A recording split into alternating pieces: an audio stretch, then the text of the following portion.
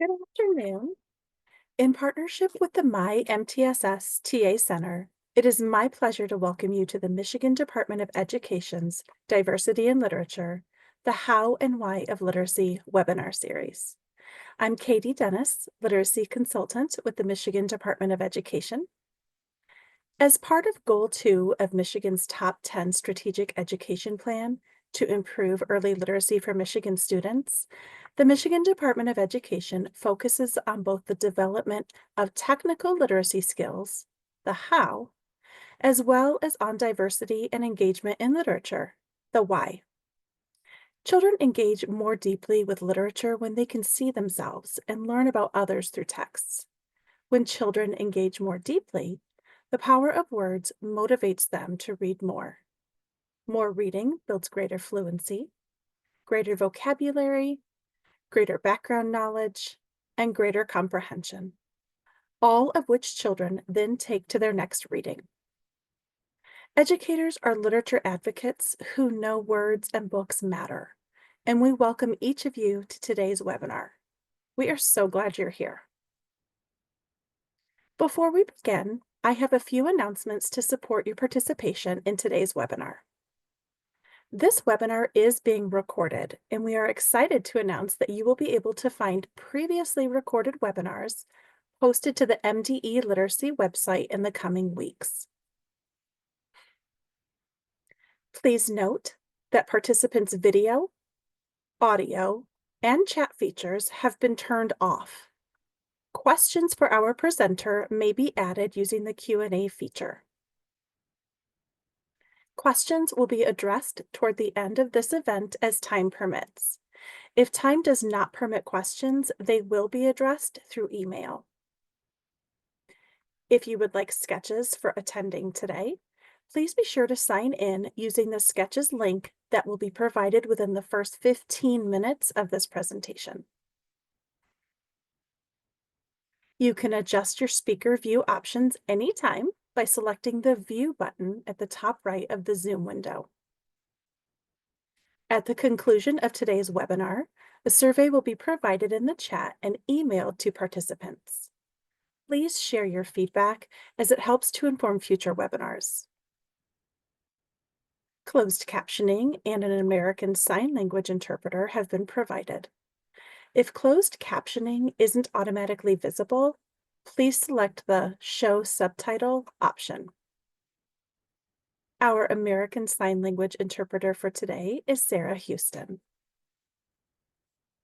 The Diversity in Literature, the How and Why of Literacy webinar series is intended to support and expand the knowledge of educators so that in turn, you may provide your students with evidence-based reading instruction and create learning environments rich in literature that engages all students, including those from different ethnicities, different religions, who speak different languages, and have different abilities. And now, to introduce today's presenter, I welcome Dr. Delsa Chapman. Dr. Chapman? Thanks, Katie, and good afternoon, everyone.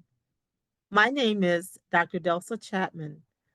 I am honored to serve as Deputy Superintendent of the Division of Assessment, School Improvement, and System Support here at the Michigan Department of Education.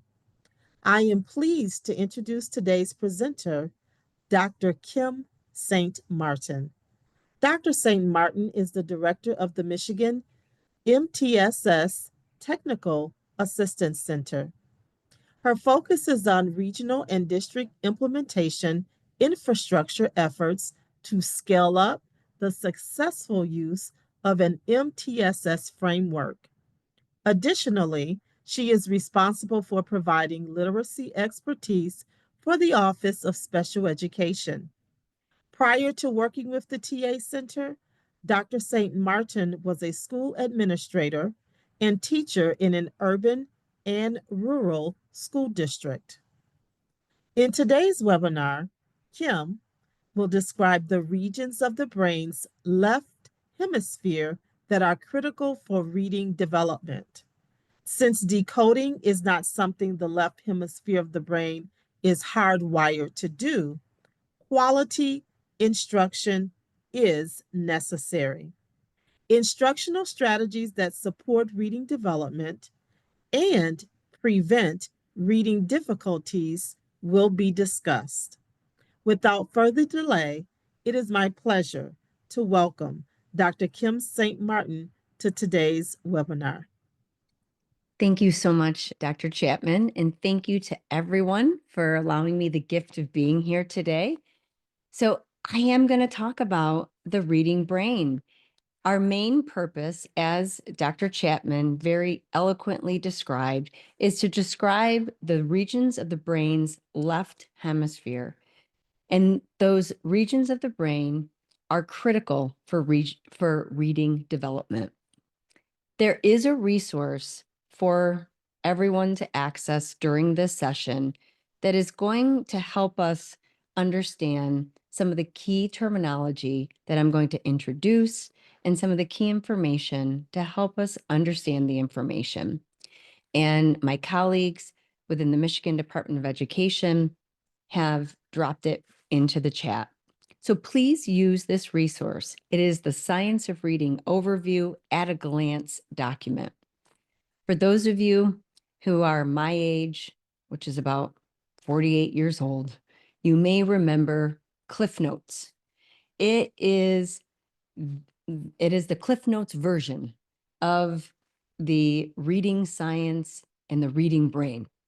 So this is an at-a-glance guide, a one-page document, front and back, that you can use to add notes to further your understanding of the science of reading and the reading brain. So for our 1 hour together, I hope to accomplish three main things. First, we're going to define the science of reading. The second thing I hope to do is deepen our knowledge in reading development and discuss some of the elementary instructional implications. The third thing I hope to accomplish is to discuss secondary Tier 1 literacy MTSS instructional implications. And then we're going to end our time together sharing some resources for further implementation. So let's begin talking about the science of reading. So the science of reading is defined as a large body of scientifically based research. So these are studies that have experimental research designs or quasi-experimental research designs. The bottom line is this research has not happened by chance. So it is scientifically based research across disciplines related to reading and issues related to reading and writing. And it's research that has been conducted over the last 50 years, and it's been conducted across the world. And the research has included findings from studies in learning to read in multiple languages, not just in learning to read in the English language, but in learning to read across languages. The science of reading means that there's substantial evidence in teaching our children how to become proficient readers. So it's really about teaching proficient reading, proficient writing, and why some of our students have difficulties in learning to read, learning to write, and what are some of the most effective ways to assess reading and writing difficulties, and how we can most effectively teach to improve reading and writing outcomes. So we talked about what the science of reading was, but here's what the science of reading is not. The science of reading is not a philosophy. It's not a new fad, a trend. It's not a pendulum swing. It's also not a one-size-fits-all approach. It's not a program. Sometimes I hear people say, show me the science of reading curriculum. Show me the science of reading program.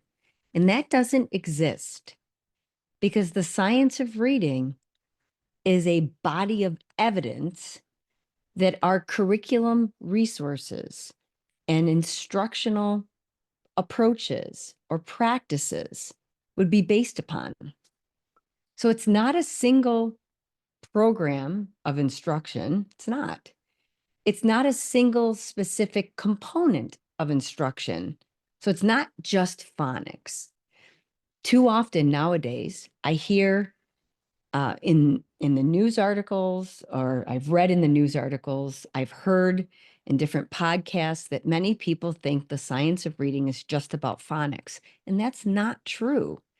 The science of reading is about how reading develops, how writing develops, and issues associated with reading and writing. And reading and writing don't just develop because of phonics. So we just have to dispel some of those myths. So let's talk about how reading develops and instructional implications that happen at the elementary grades. So a few reading facts for us to begin with. Fact number 1, human beings are born with the natural ability to learn to speak and to communicate with other human beings. Fact number 2, humans are not born with a natural ability to read. We're just not wired to do it. So what are the implications? Like all humans, everyone must learn to read. Therefore, everyone benefits from being taught to read. So we're going to take about 8 minutes and we're going to watch a video clip. And this is a video clip from Dr. Carolyn Strum. And Dr. Carolyn Strum is someone that many of you on this call may have actually heard. Dr. Strum actually presented in the January 31st Dyslexia Summit. So at the end of our presentation today, I'm going to share with you the full presentation from Dr. Strum's Dyslexia Summit presentation, where she talks about the reading brain, the 3 hemispheres of the left region of our brain. But this particular talk is titled Advancing Science of Reading in the Early Years. And I'm going to pull 8 minutes of it because it is a good explanation of the left hemisphere of the brain, and it really articulates well the 3 regions that are responsible for reading.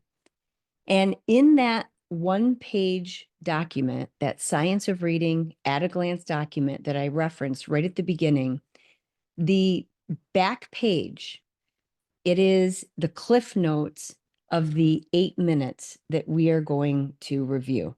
So for those of you who have pulled that up on your laptop or iPad, if you were to look at page 2, and you'll see on the right-hand side, the image here, you could follow along and you could add notes to further your understanding.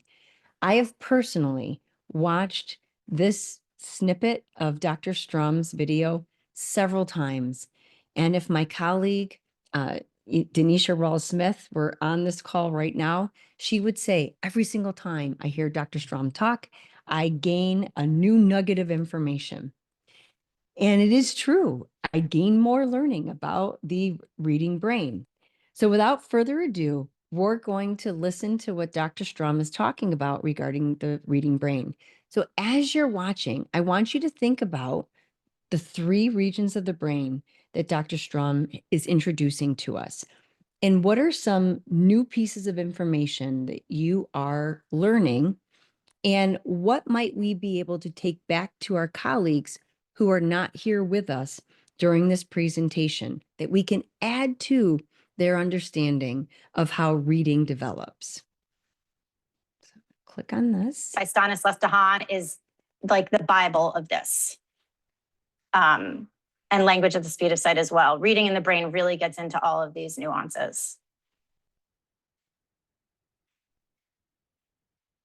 and stories. So this is the cartoon model of the brain that I use. And instead, we say, listen, we have our brain, right? And our brain has different areas. One of the areas our brain has is the spoken language regions. And the spoken language regions have two different neighborhoods. So our brain is divided into all these different neighborhoods. One neighborhood is Sound City, and that's where we process sound, and that's where we perceive and pronounce words. And then another area is Meaning Mountains, and that's where we create meaning, right? And store meaning.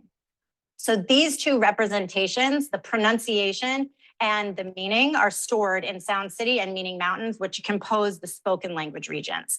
And the big idea is that the foundation of the reading system is in the spoken language region. It all starts in the spoken language region because we're going to be connecting the visual region of our brain to the spoken language region, right? Our whole knowledge that we're going to bring to text is from our spoken language system. So this is really the foundation of the reading system.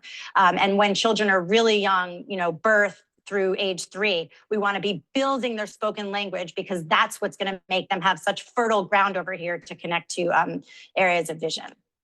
So I want to point out how Sound City and Meaning Mountains are very connected. So if you just change the ah in bat to ah, change the ah to ah, you end up with ba'at, which changes the meaning, right? So you change one little thing in Sound City and you change something in Meaning Mountains. So the message we say and we use this model with kids too, right, is you make one little change in Sound City and that changes Meaning Mountains. Sound City and Meaning Mountains are connected because they're part of spoken language.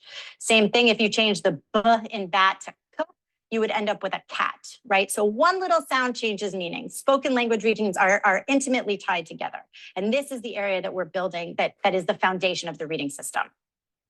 We also explain that we have an area called vision villages, right? So we stay away from the scientific jargon. The scientific term for this is the occipital lobe. And we just don't call it that. We call it vision villages because we don't really believe that families and educators have time to necessarily decipher all the scientific jargon.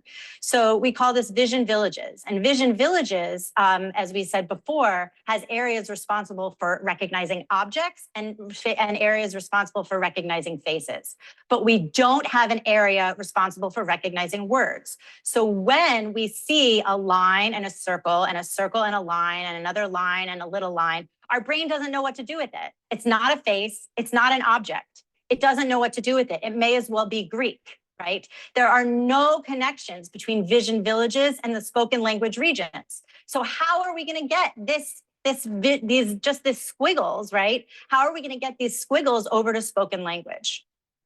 And we're going to talk about how we do that. But first, we want to marvel at, oh my gosh, we don't have these connections, right? We're actually asking kids to do something that's very, very difficult. They don't have a part of their brain responsible for recognizing words. And since this is not a face and this is not an object, we need to build these connections somehow to spoken language. So the big question is, how do we connect these areas, right? So that we create one neural form when we read. And as we go through the slides, you're going to see this little air traffic control tower. And that represents executive function and working memory. So I'm not going to get too into those ideas here. That would be a separate talk. But I just want to remind ourselves that with any learning, executive functioning and working memory is a big part of the process. So you'll see the air traffic controller there, which reminds us that's what's ultimately governing Sound City, Meaning Mountains, Vision Villages, and all of learning is executive function and working memory. And if there's a lot of anxiety, if there's a lot of trauma, if there's a lot of feeling unsafe, if there's a lot of stress outside the brain, right? Outside the body going on in a child's environment, that is going to stress the executive function and working memory, which is going to stress all learning and going to overwhelm the process. So that's what the air traffic controller is. And so as we're talking about building the connections, I just want us to always remember that executive functioning is modulating the whole process. So in order to learn to read, the sounds in spoken words need to map to the letters in written words. So we talked about how the spoken language region is the foundation, right? And here we have vision villages, and vision villages does not know how to respond to something that looks like this, right? So the very first thing we need to do with very young children is develop sound sensitivity, sometimes called phonemic awareness, which is the ability just to perceive sounds in your native language, to perceive sounds in words and then play with those little tiny speech sounds and words. And this is a huge predictor for learning to read, is kids who can develop a very fine-grained appreciation of sounds or sound sensitivity really tend to read earlier and be stronger readers. So the very first thing we need to do is develop sound sensitivity and segmentation, right? What is segmentation? Segmentation is taking a word like bat and separating it into b, t, being able to hear the first sound. So that's why in a pre-K kindergarten classroom, you might do alliteration or think of words that start with b, p, or think of words that have a. What we're doing is we're fine-tuning Sound City, right? Sound City needs to become fine-tuned to really be sensitive to these individual sounds. And then at the same time, what we need to do is retrain those neurons in vision villages that are usually used to recognize objects and faces. We have to train them to identify specific letters. So we have to train those to get very, visually tuned to what this is, right? And how it's different from other letters. And then the most amazing thing has to happen. We have to create a mapping between vision villages and Sound City. So this illustration here is what we try to convey to kids and families and educators, is these are vision neurons and these are auditory neurons, and they're communicating with each other. They're creating this mapping. They're saying, oh, this line and this circle means a b. This line and this circle and this line mean an a, and this line and this line mean a t. And that is a mapping. That is a mapping we're not wired for, but it is a mapping that we need to create in order to read. Because the only way that we're going to get this visual representation to connect over to meaning mountains is through Sound City. Because what do these letters represent? They represent sounds. So that's why they have to go through Sound City. There's no way that you can just memorize words. Learning to read is not a visual memorization process. It's a process where we go from letters, where we have to convert letters into sounds. And so we build these strong mappings between individual letters and speech sounds, and the mapping is the key. So we face a challenge in English, especially when learning to read, and it's called mirror invariance. So right here, you see an example of mirror invariance. This is a chair facing to the right, a chair facing to the left, a chair upside down, and a chair upside down the other way. Any way that you put this chair, it's still going to be a chair, right? You're not going to call it by another name because it's flipped a different way. But that principle in our vision system is called mirror invariance. And we have the same thing for faces. A face turned left or right is still going to be a face. But we have to unlearn mirror invariance when we learn to read, because a B flipped the other way is a D or a D, and a D flips the other way is a P, and a P flipped the other way is a Qu, right? So mirror invariance actually has to be unlearned in order to read. And mirror invariance is a property of our vision system that we come with, again, that we have to unlearn in order to read. And that's why we see kids do reversals, right? And when they're just learning to read, they'll do reversals. So this says Lego, but reverse them. They mirror wrote the L, read, but they mirror wrote the R. This child mirror wrote her whole name, Angela, perfectly. She wrote it perfectly, but she wrote it in the mirror image, right? And this is because what kids are doing is they're applying this principle of mirror invariance. And we actually have to unlearn mirror invariance in order to learn to read. So it doesn't necessarily mean that a child is dyslexic if they're doing reversals. That's a myth that was out there for a long time. Okay, I'm going to stop right there with Dr. Strum, and let me go back to our PowerPoint now.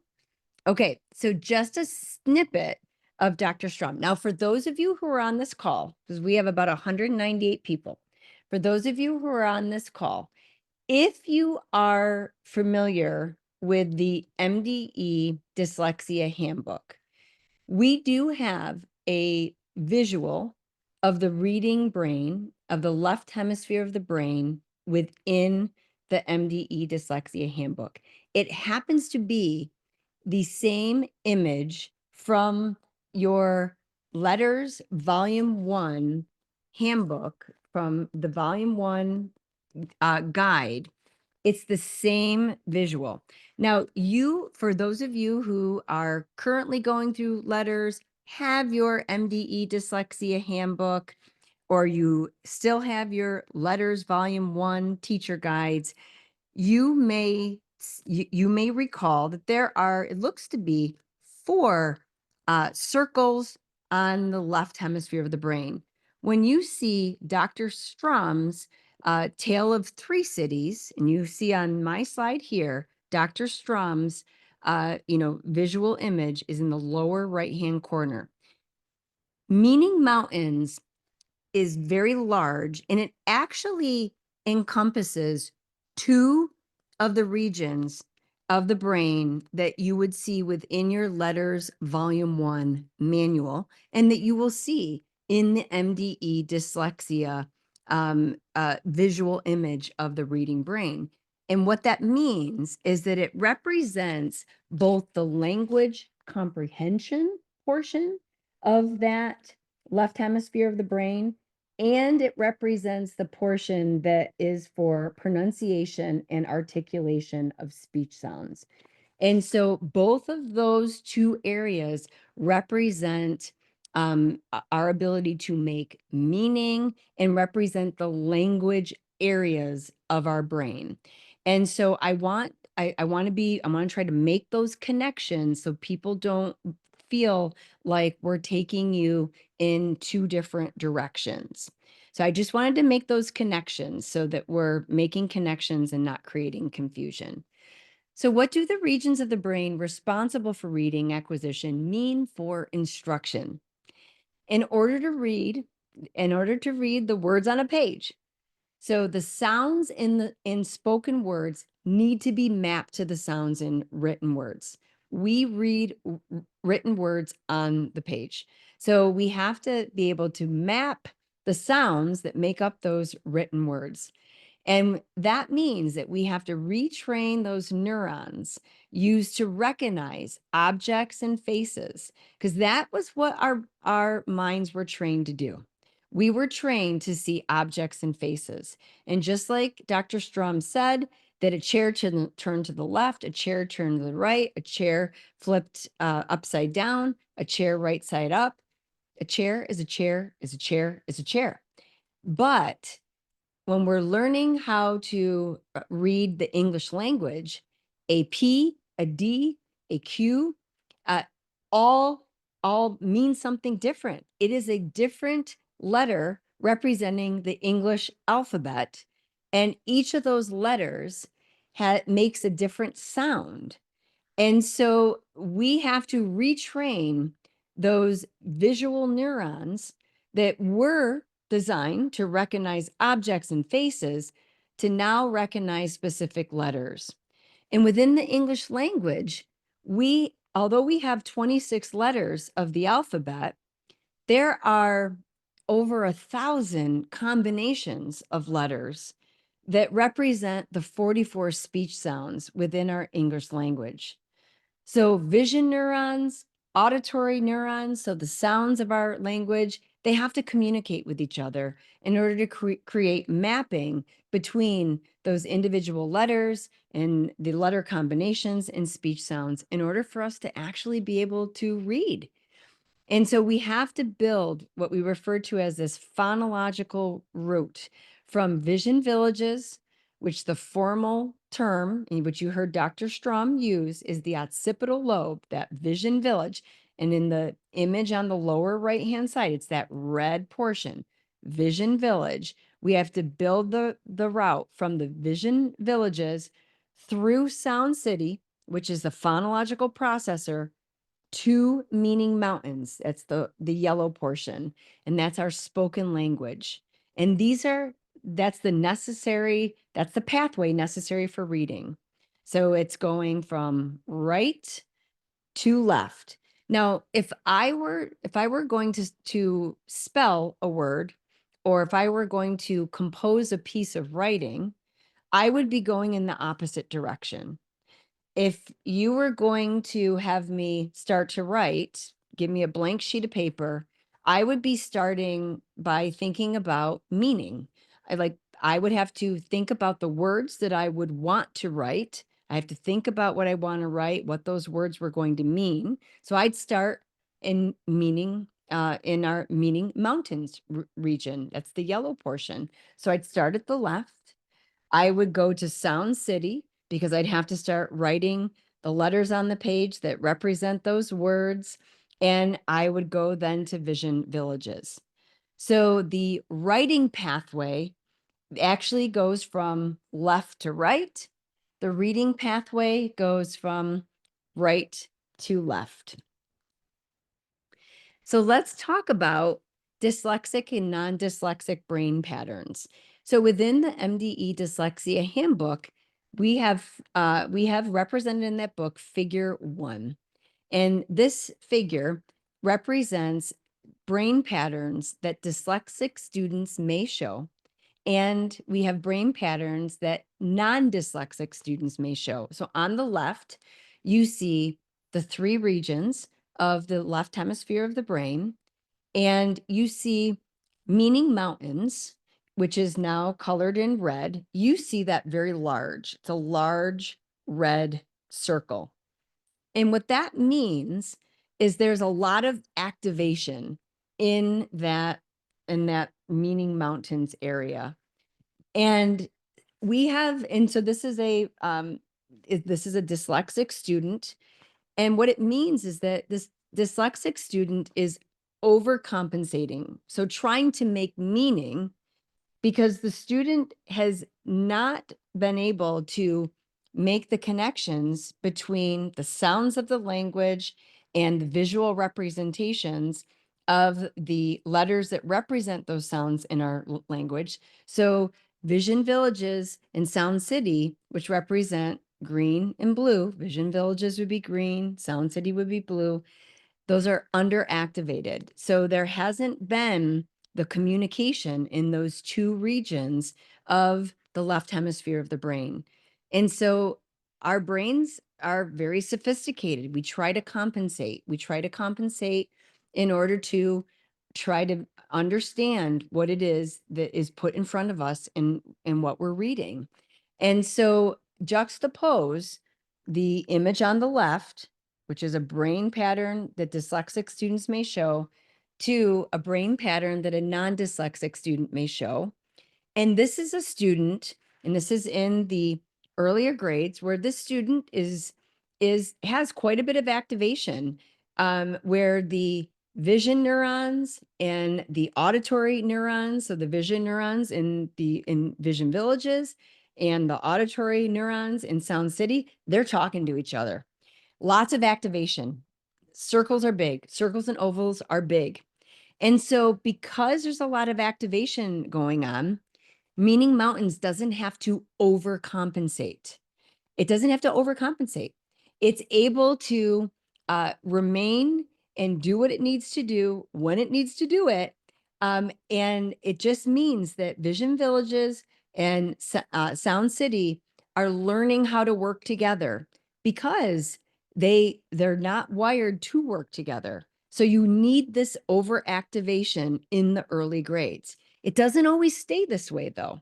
And in just a moment, I'm going to show you what happens as we mature, as the left hemisphere of our brain matures, and as we begin to map words with sounds, like common sounds and letter combinations, and we begin to develop automaticity and fluency in reading words.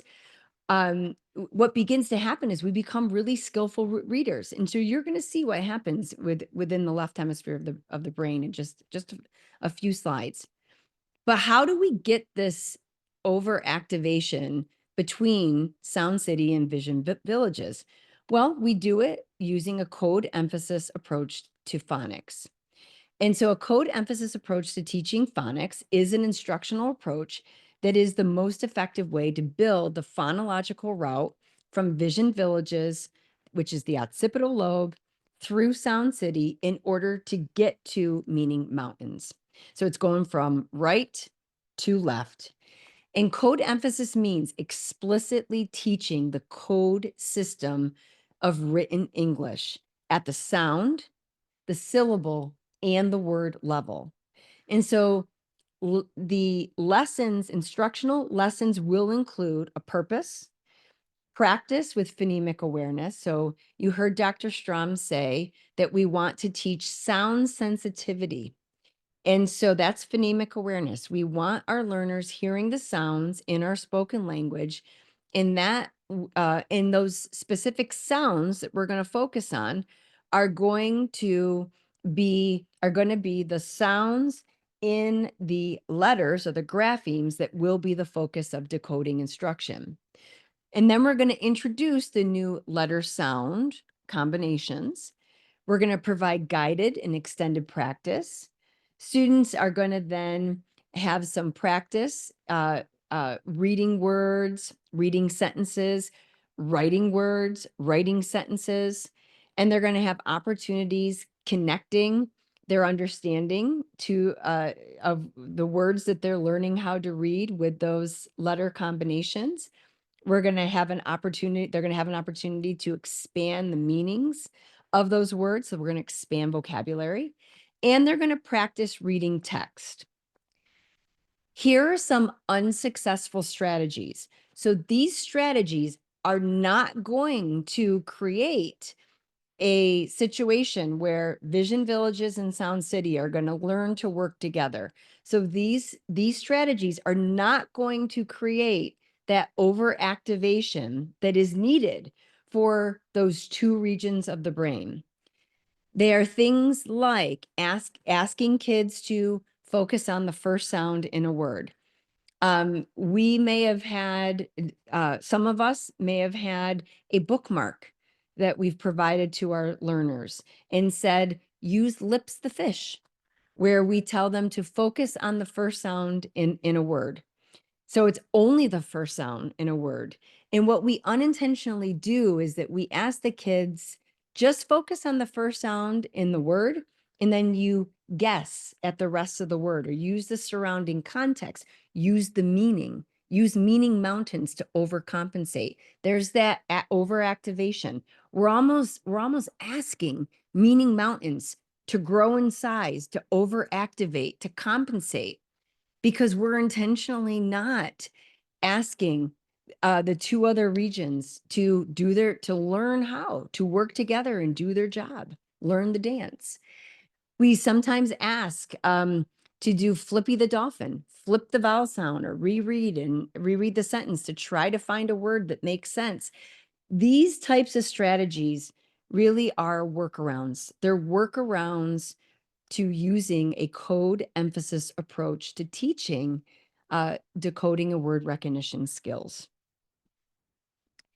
So the instructional implications, we should be using curriculum resources that model and provide guided practice and independent application in mapping the sounds of our language and the letters and letter combinations, so that all three parts of the left hemisphere of the brain are working in tandem.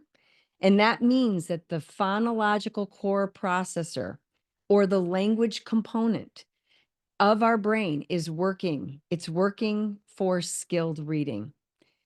And, and again, if we're talking about writing and spelling, then that left side, so if we think of Carolyn Strom, I've got my brain, that left side, meaning mountains, we start there. Meaning mountains, the yellow, is the start of spelling and writing. We work from left to right. Meaning mountains will confirm the words that we've read, the words that we've decoded, that they're accurate. And over time, the brain becomes so efficient, it doesn't have to go through all three parts of the left hemisphere. It actually develops what we refer to as a super highway. It's what Dr. Strom refers to as a super highway. And that's what it looks like here. The super highway is that yellow arrow that's at the bottom that you go right from Vision Villages and you go straight over to meaning mountains. You no longer have to go from Vision Villages, Sound City to meaning mountain. Once you look at a word on the page and you've had enough exposure, you have mapped words with those letters combinations, you look at it, it's like, wow, I've seen this, I know it, and I can just go on the superhighway. I can read it and I understand what it means. It's the lexical route, it's the express highway. And that's the goal. But what does this mean for secondary? What does this mean for our secondary students? So within the MDE Dyslexia Handbook, we have a learning progression for developing skilled reading. Now, for many of you who have taken letters or are currently taking letters, you may have been introduced to Scarborough's reading rope. Don't be confused. Just because you see a braided rope in this graphic that's in the MDE Dyslexia Handbook, this is not one and the same as Scarborough's reading rope. However, the concept is very similar. Let me explain this.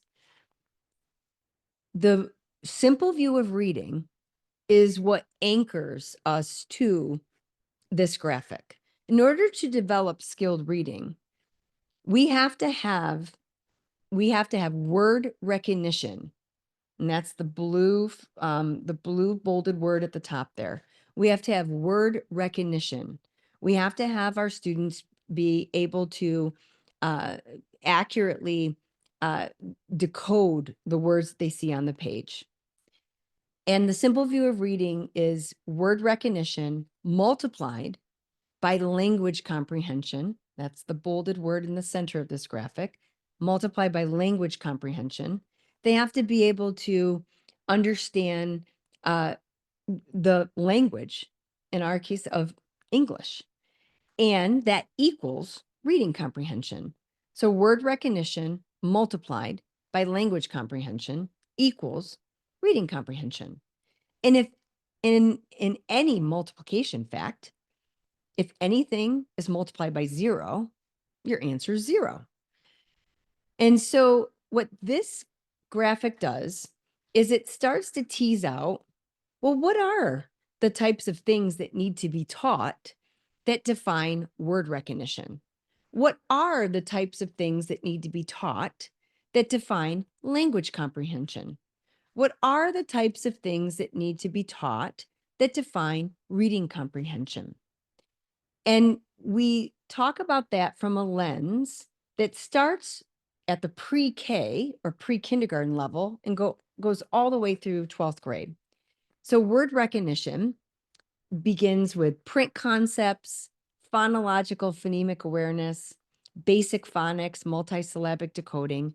And each of those bars that you see, those are instructional estimates for when formal instruction begins.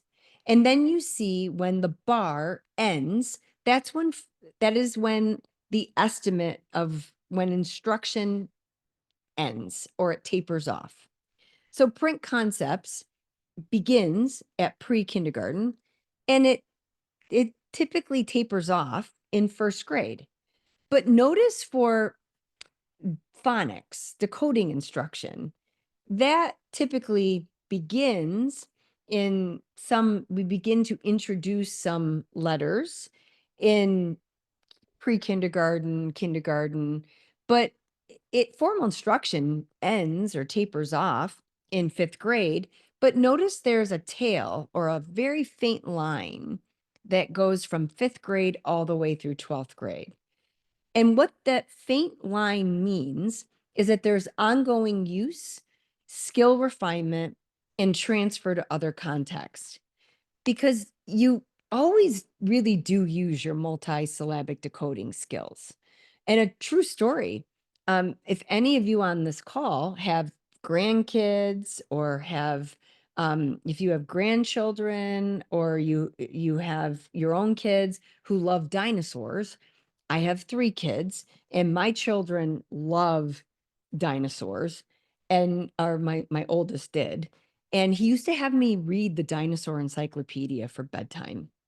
And if any of you had a child that asked you to read the dinosaur encyclopedia, Logan would just open up a random page and he would say, this is the one I want you to read about. Well, those dinosaur names are really hard to read. And I had no practice and it was hard. And I got to experience what it was like to be a struggling reader, depending upon the dinosaur that we were focusing on. and even prescription medication. When I pick up prescription medications, depending upon the prescription, sometimes those are hard. So I still use my multisyllabic decoding skills. It's a skill that I refine. Language comprehension, that's that middle section. We continue to develop vocabulary. We continue to develop topic and background knowledge because it's necessary to understand what we're learning in school.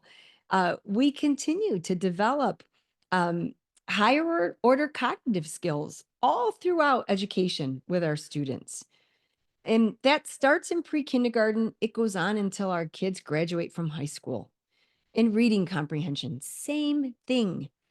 So the bottom line is that every single one of these rows is important.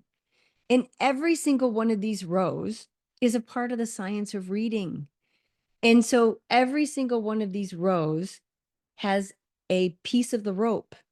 And if any piece of the rope is weakened, is frayed, is missing, then the strength of the rope is is is compromised. And if I were dangling from a cliff and I had a frayed and weakened rope, I would not want that rope to be saving my life. We want a strong rope. So what that means is we want to make sure that we are teaching all of these skills and we're doing it really well. So at the secondary level, we have a role. We have a role. And at the adolescent secondary level, it actually begins in 4th grade and it goes through 12th grade. So if I were a 6th grade teacher, that means that I do have a role in supporting advanced multisyllabic decoding. I do have a role with oral language and vocabulary development. I do have a role with helping to help kids develop inferencing skills and monitor their comprehension across all core subject areas. I do have a role helping them understand syntactically complex sentences in my social studies class, in my English language arts classes, in social studies, in math.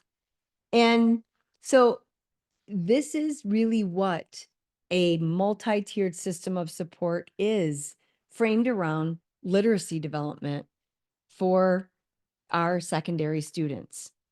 And it's something that is very important. And we can do that by developing literacy across core subjects, all core subjects.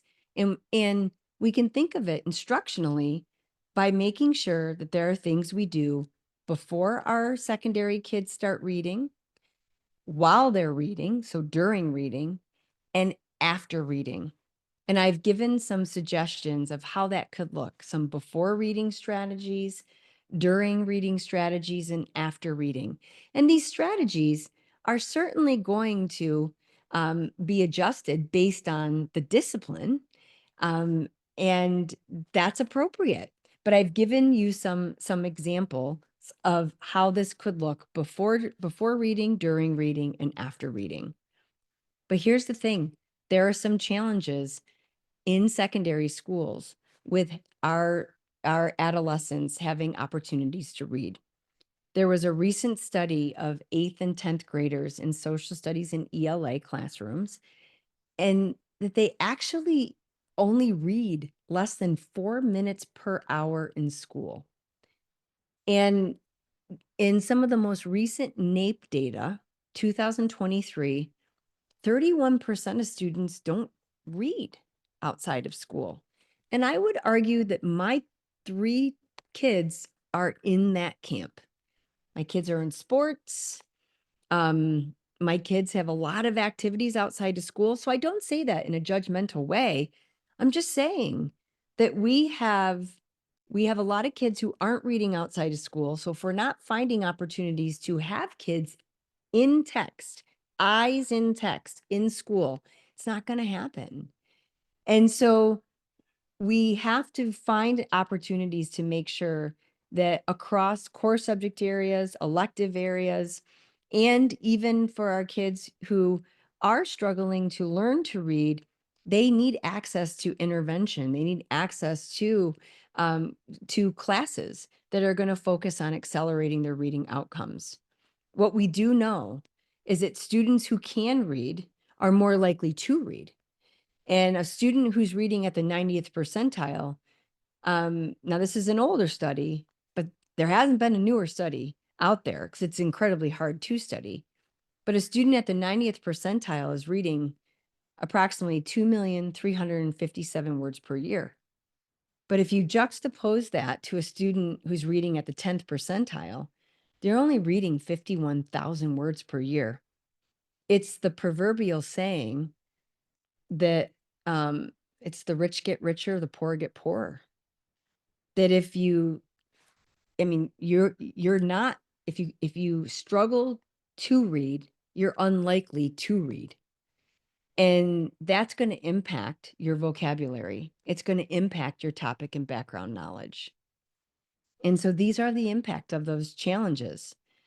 So from a secondary literacy MTSS perspective, multi-tiered system of support perspective, we really do have an obligation to have a multi-pronged approach where we are working together across core subjects, that means across disciplines, and we are looking at having students working together in text and students accessing reading intervention. And that, in my opinion, my professional opinion, is the best way to accelerate outcomes. And it is consistent with what is written in Public Act 146. So in our last few minutes, I do want to define dyslexia that is within Public Act 146. So dyslexia means both of the things that you see on this slide. It is a specific learning disorder. It's neurobiological. So think brain functioning. Think left hemisphere of the brain. So it's neurobiological in origin, and it's characterized by difficulties with accurate or fluent word recognition, by poor spelling and decoding abilities, and it typically results from a deficit in the phonological component of language. All of those words that are in bold connect to the three regions of the left hemisphere of the brain. And those two regions that Dr. Strum talked about that are not designed to work together, Vision Villages, Sound City, they are the two regions of the brain that create the difficulties with accurate or fluent word recognition, poor spelling, and decoding abilities. And so it is very important that we have effective instruction because the underlying words in this first portion of the definition is key. So it's often unexpected in relation to other cognitive abilities and the provision of effective classroom instruction. If we are providing effective classroom instruction, we shouldn't expect to have children having difficulties with accurate or fluent word recognition. We shouldn't expect poor spelling and decoding abilities. We shouldn't expect a deficit in the phonological component of language. So that is why we are spending a lot of time talking about the left hemisphere of the brain, instructional implications, and some of the unintended consequences of using some of those, guessing the words and some of the things that many of you are aware of, like that are in section 23, C subsection 3, A through 3, A through E. So in our wrap up, some next step suggestions. I suggest, but I am going to talk for my MDE colleagues here. We all want to encourage you to enroll, if you haven't already, into the language essentials for teachers of reading and spelling letters, and please access the Michigan Letters website. You can also access the MyMTSS YouTube channel to access Dr. Strum's full presentation titled Building a New Brain City, Connecting Neuroscience and Educational Practices for Students with Reading. So the link to that is right here as well.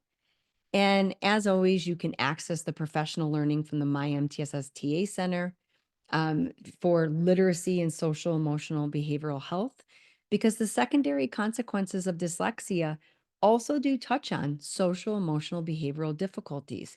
So this is about integrating literacy and social emotional behavioral supports. So with that said, I'm going to turn it back to my colleague, Katie Dennis, who's going to give us some questions that I can help answer. Katie, turn it back over to you. Thank you, Dr. St. Martin, for all of the amazing information. We do have time for a few questions before signing off. Attendees, if you submitted a question and we do not have time to address it during the session today, we will follow up with an email response.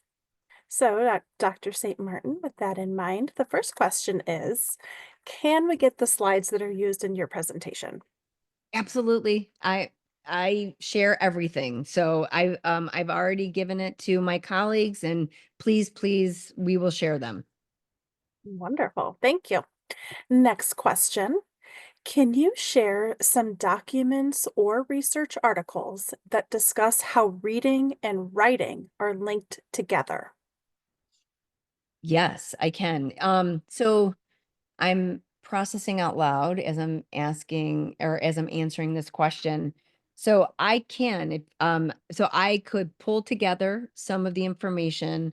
I do also know that my colleagues who are on this, we're all on this call together. We're actually putting together a K-12 literacy dyslexia research network with Dr. Sharon Vaughn.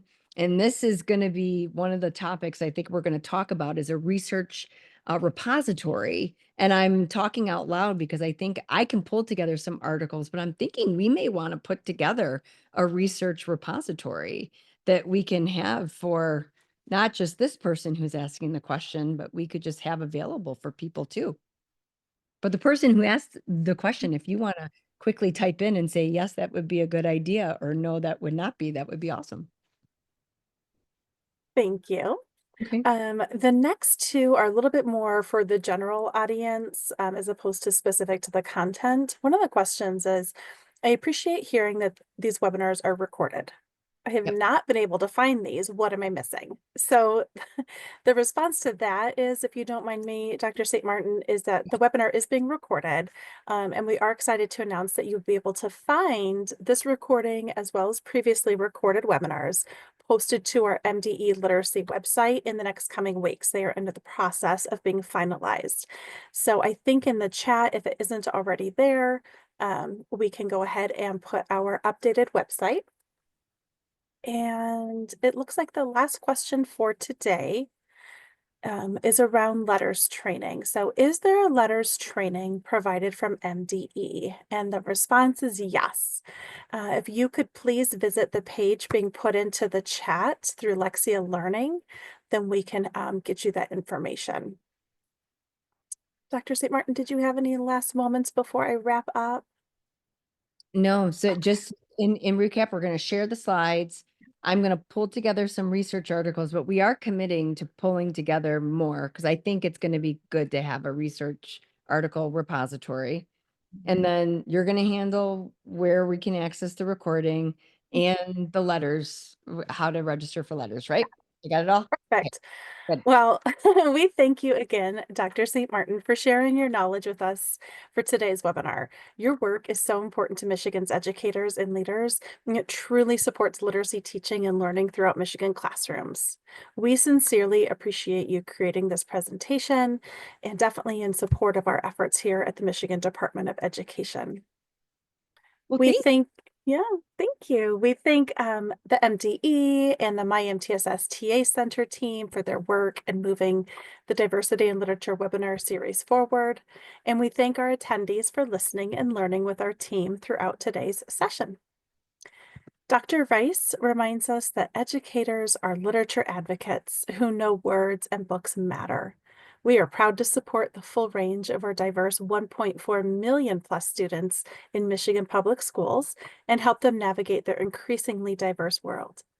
The diversity of Michigan's students compels educators to focus on both the how and the why of literacy because words matter, voices too. To continue your literacy learning with us, please plan to join us for future Diversity in Literature, the How and Why of Literacy webinars. Coming up, we are pleased to present a two-part webinar series on creating libraries full of mirror or window books for students with your community. Part 1 will be presented on Thursday, May 22nd from 4 to 5 p.m. by Dr. Renee Garcia from MDE. Dr. Calvin Butts, and Miss Shannon Rockett from Benton Harbor Area Schools. Part 2 will take place on Thursday, May 29th from 4 to 5 p.m. by Dr. Renee Garcia, Cindy Green, and Jennifer Taylor Boykins from MDE. Registration links for those sessions can be found in the chat. We also encourage attendees and educators to visit the Literacy Unit Professional Learning website to revisit past webinars and gain access to incredible resources and for future registration opportunities. We thank you all for joining us today and for the work that you do for Michigan students. Please make sure to complete the feedback survey for this event that can be found in the chat and will be emailed to you when today's webinar is officially closed. Thank you so much and have a great rest of your day.